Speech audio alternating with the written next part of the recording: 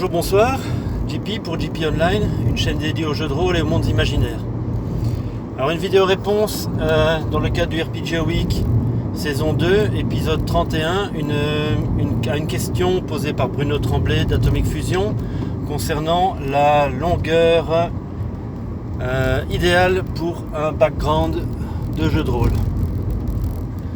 Alors, je ne pense pas qu'il y ait de longueur idéale, dans le sens où la longueur d'un background dépend souvent du jeu auquel il se rapporte et aussi de la sensibilité des joueurs et du maître de jeu.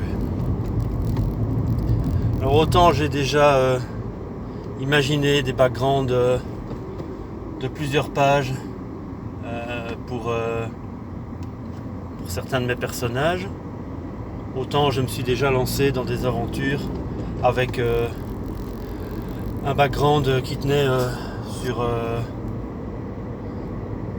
une demi-feuille A4, voire même moins.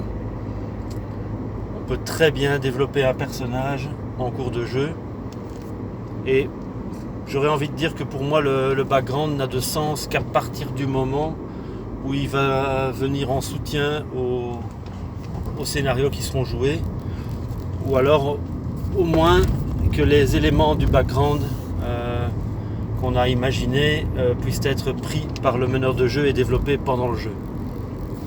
Pour moi, ça ne sert à rien d'avoir 4 pages de background et qu'en fait les 3/4 voire les 9/10 ne soient jamais utilisés, ce qui est assez souvent le cas dans le jeu de rôle. Et aussi j'allais dire les backgrounds qui vont rester en mémoire pour les joueurs, ce seront plus ceux qui se seront développés en cours de partie que le background imaginé comme ça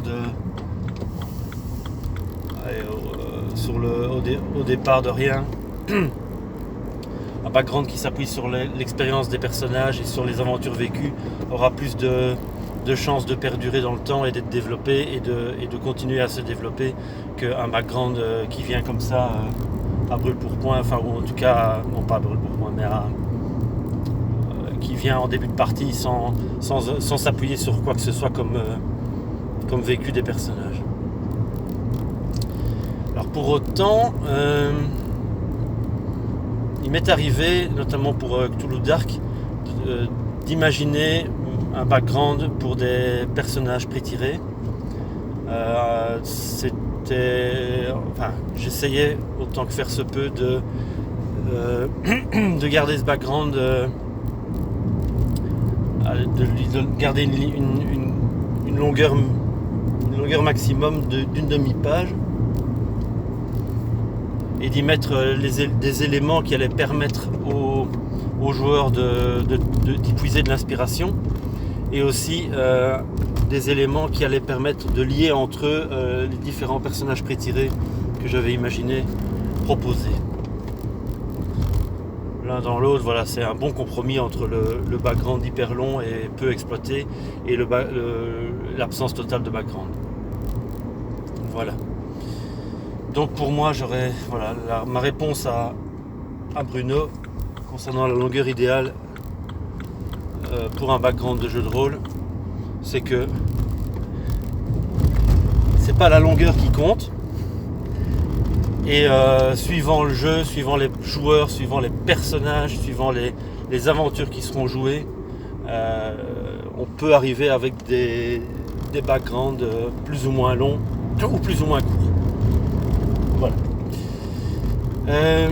À titre d'exemple, je vous mettrai le lien dans la description, le lien des personnages prétirés que j'avais imaginé pour Cthulhu Dark et que j'ai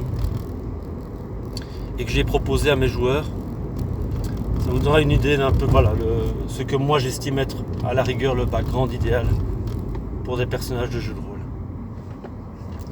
Voilà, ce sera tout pour cette réponse au RPG Week. N'hésitez pas à laisser des commentaires en bas de la vidéo.